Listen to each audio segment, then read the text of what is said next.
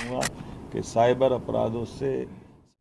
अपराधों की समय पर पहचान और निगरानी के लिए आधुनिक सुरक्षा व्यवस्थाओं का भी इसमें बड़ा रोल रहेगा। मेरी अपनी ओर से राज्य के अंदर फिर मैं आपसे अपील करूँगा कि साइबर अपराधों से, साइबर ठगों से समय पे बचे और सरकार की व्यवस्थाओं के माध्यम से त्वरित गति से वो सब करे जिसके लिए सरकार ने आपको सूचनाएं दी है। मेरी अपनी ओर से में आज आप गए साइबर सुरक्षा कार्यशाला में आज मैं इसका उद्घाटन करने आया हूं और ये बात सही कि डेटा सुरक्षित तो देश सुरक्षित।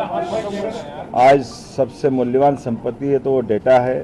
समय की मांग है डिजिटल सुरक्षा, साइबर सुरक्षा, डिजिटल प्रोग्रेस की सुरक्षा का ये कवच बनाने की अत्यंत आवश्यकता है। ऐसे में हमारी सरकार के द्वारा सभी विभागों के लिए माननीय प्रधानमंत्री जी ने देश भर में हर राज्य से ये अपेक्षा की है कि वो राज्य के अलग अलग सारे विभाग अपना डेटा सुरक्षित करें।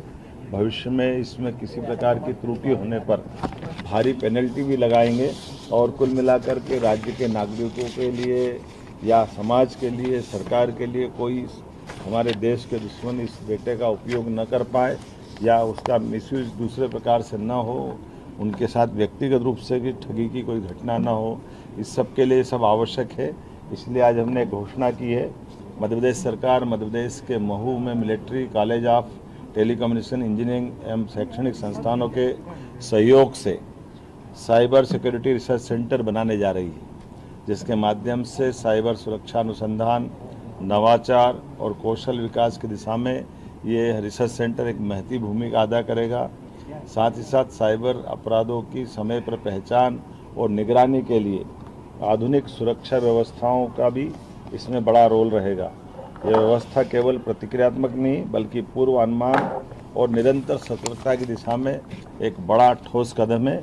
मेरी अपनी ओर से राज्य के अंदर फिर मैं आपसे अपील करूँगा कि साइबर अपराधों से, साइबर ठगों से समय पे बचे और सरकार की व्यवस्थाओं के माध्यम से त्वरित गति से वो सब करे जिसके लिए सरकार ने आपको सूचनाएं दी है। मेरी अपनी ओर से नगर में आज आप गए थे, आपने काफी लोगों से मुलाकात की है सर, वो वहाँ बाइक नहीं है सर, ई बाइक भी चलाई प्रधानमंत्री जी का। आज आपने देखिए, यशस्वी प्रधानमंत्री का 12 वर्ष का समय चल रहा है और ऐसे में अलग अलग प्रकार के वर्गों से संपर्क करने का अभियान चल रहा है। ऐसे में मैं राज्य भोपाल में विधानसभा भगवान दास सबनानी जी की विधानसभा भवन के पास भीमनगर में गया था।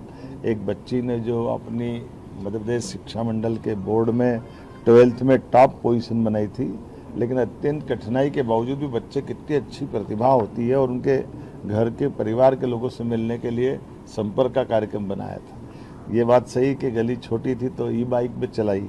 यशस्वी प्रधानमंत्री ने डीजल पेट्रोल आज वैश्विक संकट के कारण से आह्वान किया कि हमको वैकल्पिक साधनों पर चलना चाहिए। तो राज्य के मंत्री हो, मुख्यमंत्री हो, आम नागरिक हो, कोई भी हो, हम अपने तमाम प्रकार के वो संसाधन का उपयोग सभी प्रकार से करें। मुझे इस बात की प्रसन्नता है। ई बाइक चलाने का आनंद भी मिला और लोगों से संपर्क करने का आनंद मिला और जिनके घर गए वो तो आनंद में एक तरह से डूब भी गए और मोदी जी के शासनकाल की इतनी तारीफ कर रहे थे। लेकिन मोदी जी के साथ साथ हमने उनके साथ लोकतंत्र में दिए गए इस अधिकार के बलबूते पर कि आज के समय में अपने बच्चों को पढ़ाओ, लिखाओ, आगे बढ़ाओ और हर प्रकार की शासन की योजनाओं का लाभ लेकर भविष्य के ऊंचे से ऊंचे लक्ष्य को हासिल करें, ये मैंने शुभकामना दी। बहुत बधाई।